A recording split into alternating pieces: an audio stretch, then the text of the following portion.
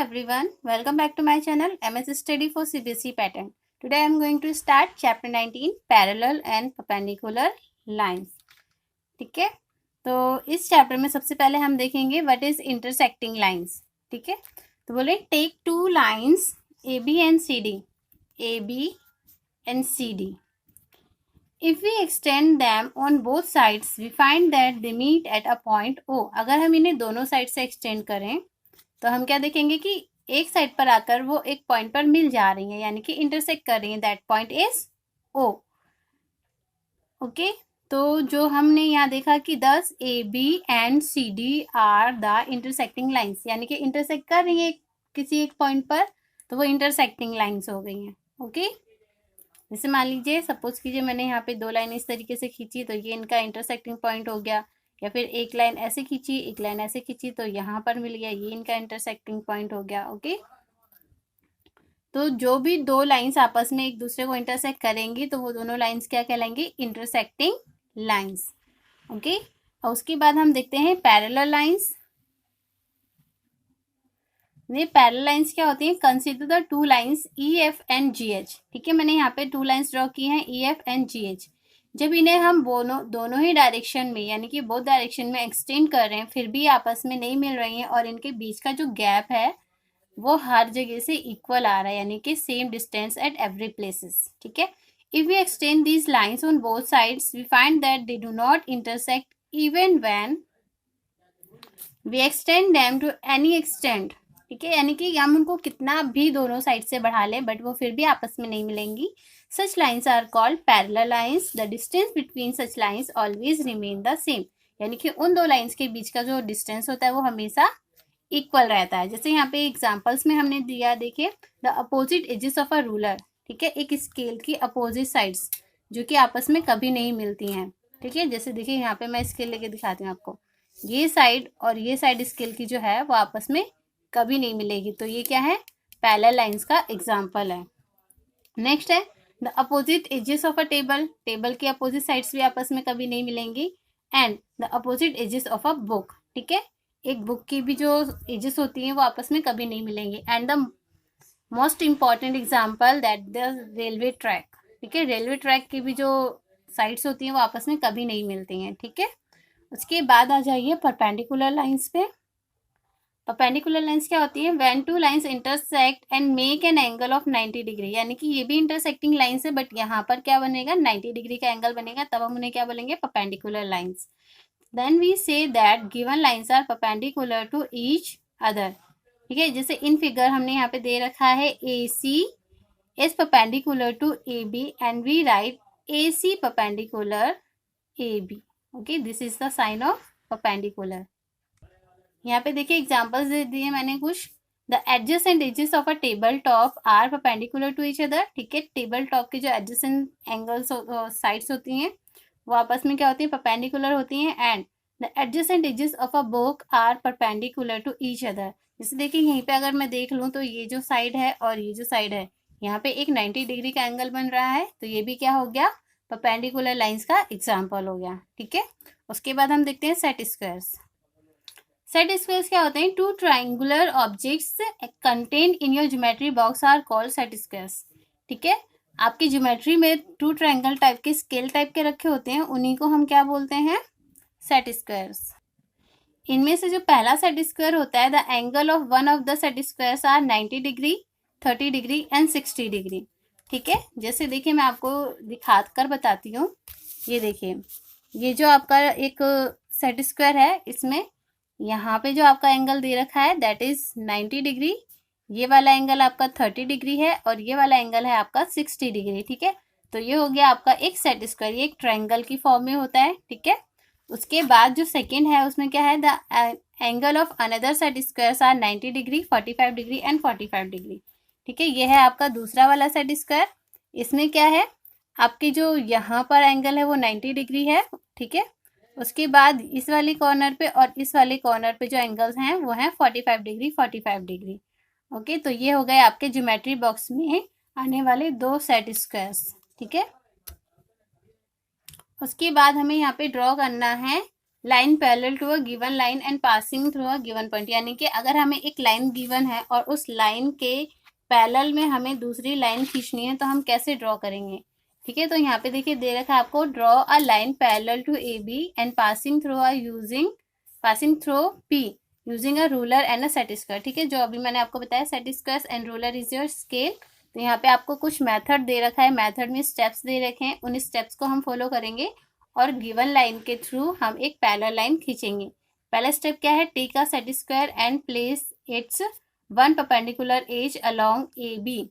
ठीक है, तो सबसे पहले हमें क्या करना है, एक लाइन ए बी खींच लेनी है, जो कि हमें बुक में ऑलरेडी ड्रॉ की हुई है, बट हम कॉपी में ड्रॉ कर लेते हैं। ठीक है, चलिए सबसे पहले हम एक लाइन ड्रॉ कर लेते हैं, दैट इज ए बी। ठीक है, उसके बाद हमें क्या करना है, इसके ऊपर एक पॉइंट कहीं दे रखा है, that is P point. Okay, तो अब हमें यहाँ पे क्या करना है, सेकेंड स्टेप में place a ruler along a non perpendicular edge of the set square. ठीक है, हमें क्या करना है, सेट स्क्वायर के अलोंग में, सेट स्क्वायर जो हमारी नॉन परपेंडिकुलर साइड है, यानी कि नॉन परपेंडिकुलर साइड कौन सी है, ये वाली है, यानी कि अगर ये इस तरीके से देखा जाए ये वाली है, क्योंकि ये तो परपेंडिकुलर साइड हो गई, यहाँ पे 90 डिग्री का एंगल फॉर्म हो रहा है। ठीक है, तो ये हो गई हमारी नॉन परपेंडिकुलर साइड। तो पहले हमें क्या करना है, सेट स्क्वायर को क्या करना है, one perpendicular edge A B के ऊपर रखना है, तो उसे हम रख लेते हैं। उसके बाद हम क्या करेंगे, नॉन परपेंडिकुलर साइड पर क्या रखेंगे, रूलर रखेंगे अपना। तो देखिए अब हमें क्या करना है, मान लीजिए ये इस तरीके से मैंने रखा है इसे। ठीक है, ये हो गई हमारी परपेंडिकुलर वाली साइड, कोई सी भी एक हमें यहाँ पे रख लेनी है। ठीक है, उसके बाद हमें क्या करना है, इस स्केल को लेना है और इसकी नॉन परपेंडिकुलर साइड पे इस तरीके से रख देना है। ओके, ठीक है, अब हमें क्या करना है, थर्ड स्टेप में, now hold the ruler firmly, यानी कि रूलर को बहुत अच्छे से पकड़ लेना है, and slide the set square upward along the ruler till its is previously falling along A B now touches the point P. यानी कि हमें स्केल को अच्छे से पकड़ लेना है और उसके बाद क्या है, नॉन पैरेलल साइड जो है स्केल के अलोंग में, यानी कि स्केल के साथ में जो हमने रखी है सेट स्क्वायर की, उसे हमें ऊपर की तरफ खिसकाना है और तब तक खिसकाना है जब तक वो पॉइंट पी को टच ना कर ले। ओके, तो देखिए ये हमने इस तरीके से रखा हुआ था।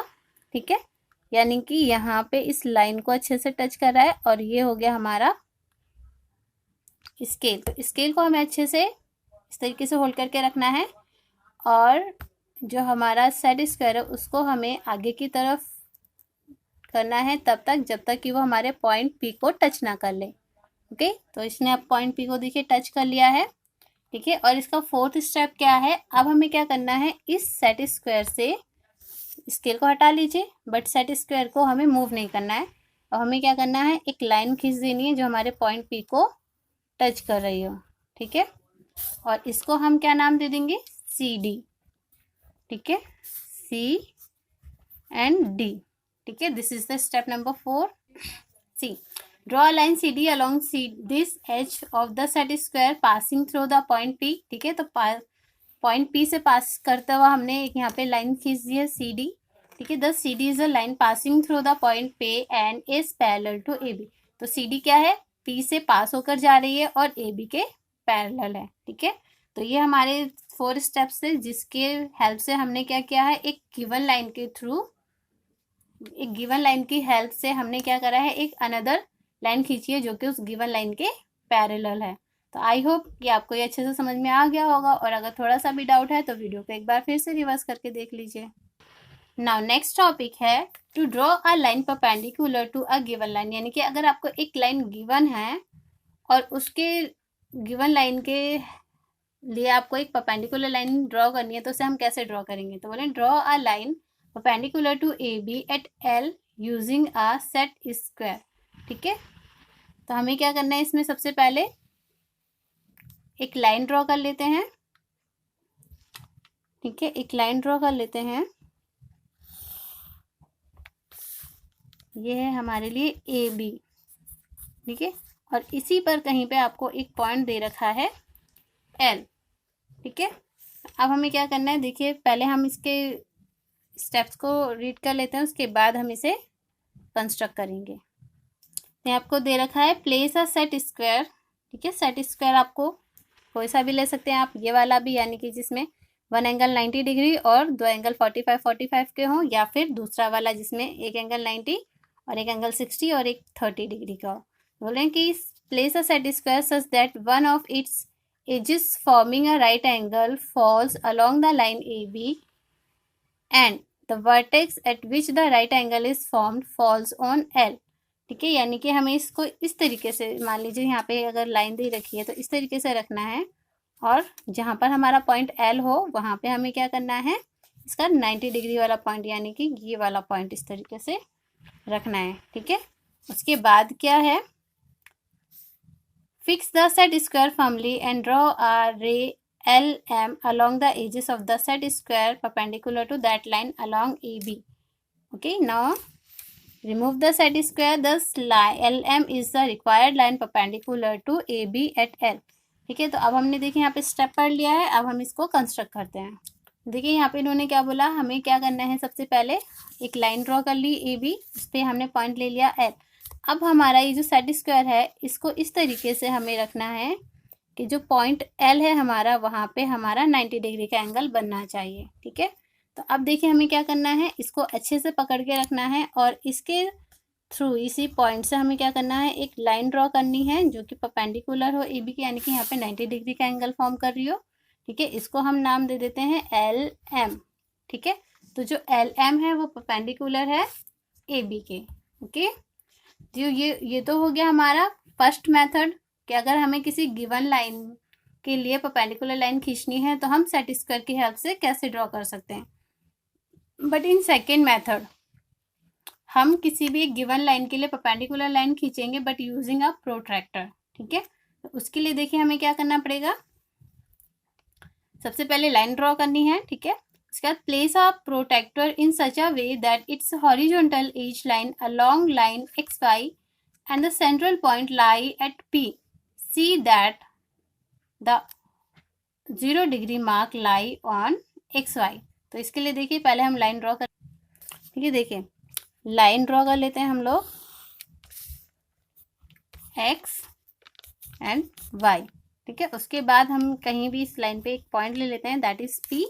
अब हमें यूज़ करना है प्रोटेक्टर, ठीक है। तो प्रोटेक्टर का हमें क्या करना है, जो मेन पॉइंट है हमारा उस पॉइंट पे रखना है, मिड पॉइंट जो है हमारा प्रोटेक्टर का, ठीक है। और ये ध्यान रखना है कि हमारा जो 0 डिग्री है, चाहे वो इनर स्केल का हो या आउटर स्केल का हो, दोनों इस XY लाइन पर होनी चाहिए, ठीक है। उसके बाद हमें क्या करना है, इसका जो 90 डिग्री एंगल है उस पर हमें यहाँ पे मार्क करना है और स्केल की हेल्प से लाइन ड्रॉ कर देनी है, उसको P से मिलाते हुए, ठीक है। तो इसको हम नाम दे देते हैं Q।